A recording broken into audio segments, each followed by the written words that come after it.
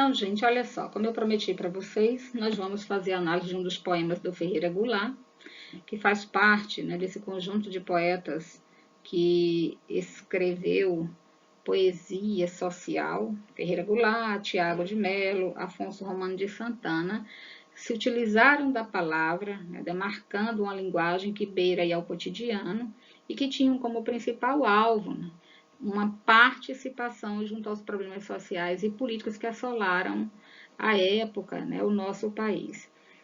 Diante dessa linha de pensamento, dessa linha de conduta, está aí o poeta Ferreira Goulart.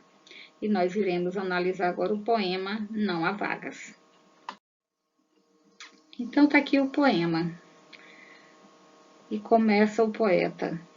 O preço do feijão não cabe no poema. O preço do arroz não cabe no poema. Não cabem no poema o gás, a luz, o telefone, a sonegação do leite, da carne, do açúcar, do pão. O funcionário público não cabe no poema, com seu salário de fome, sua vida fechada em arquivos, como não cabe no poema o operário que esmerila seu dia de aço e carvão nas oficinas escuras. Porque o poema, senhores, está fechado, não há vagas. Só cabe no poema o homem sem estômago, o homem de nuvens, a fruta sem preço. O poema, senhores, não fede nem cheira.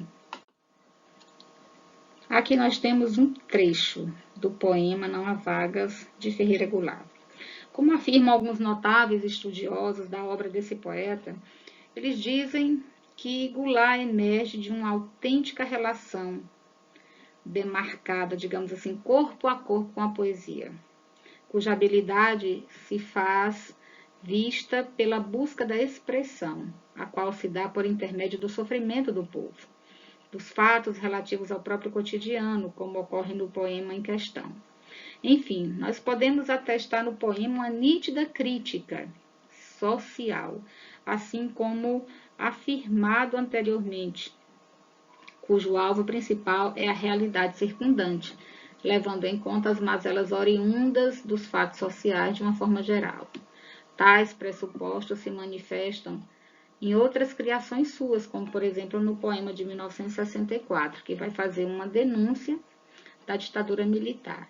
Nós temos aqui, no poema de Goulart, a denúncia social relativa às dificuldades da vida, especialmente daquelas criaturas assalariadas, que têm, como ele mesmo disse, salários de fome.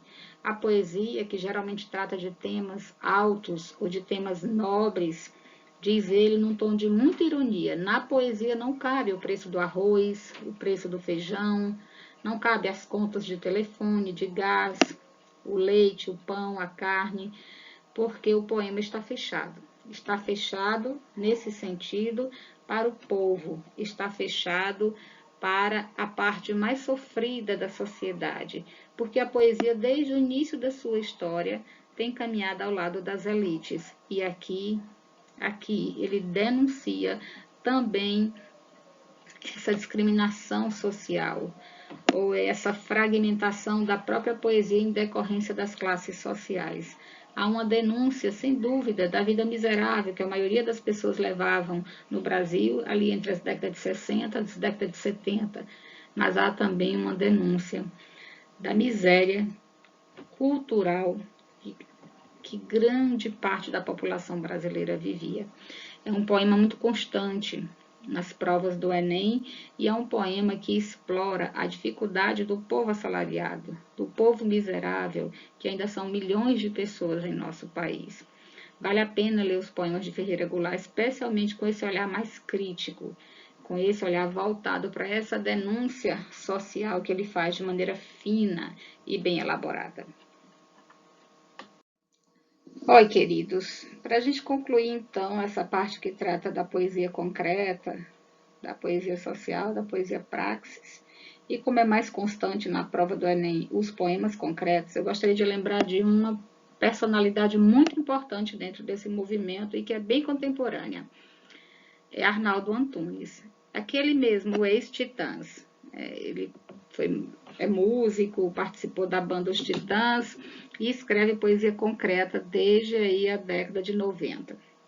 esse poema da sua memória é um poema que participou, né, da prova de literatura do Enem de 2015. Então, a gente vai ler aí o poema e vai fazer análise para saber como que é explorada, como que é abordada a temática, né, da poesia concreta dentro da prova do Enem. Então, ele diz: mil e muitos outros rostos soltos pouco a pouco, coa, pague, amo meu. Você percebe aí que há uma mutilação das palavras e que a nossa memória ela vai reconstruindo. Talvez por essa razão o poema se chame da sua memória, porque nós vamos resgatando os pedacinhos das palavras que estão faltando ao longo do texto. A questão para análise desse poema é a seguinte: trabalhando com recursos formais inspirados no concretismo, o poema atinge uma expressividade que se caracteriza. Como é que se caracteriza a expressividade do poema?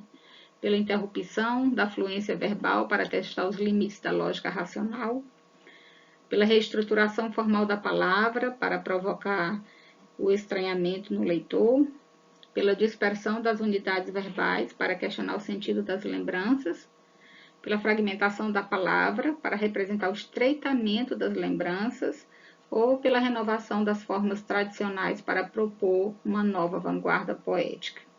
Arnaldo Antunes, o que ele faz? Ele fragmenta as palavras na composição de cada linha do poema. Além disso, ele vincula essas palavras de maneira visual aos fragmentos da memória. Dessa maneira, a resposta correta é a letra D, porque aí a fragmentação da palavra para representar também esse estreitamento das nossas lembranças ou a fragmentação da nossa memória. A nossa memória é fragmentada, ela não é contínua. Então, aqui a gente teria como resposta a letra a letra D, né? A letra D de dado, que traz uma característica da poesia concreta, tá bom? Um grande abraço e até outra oportunidade. E antes que eu esqueça, tá aí para vocês um mapa mental para facilitar a assimilação dos principais elementos, características, conceitos e informações a respeito do concretismo. Depois deem uma lida com carinho nas observações, nos textos que estão presentes no material em PDF, tá bom? Respondam à atividade e não esqueçam de estudar, o Enem está chegando. Tchau, tchau, gente.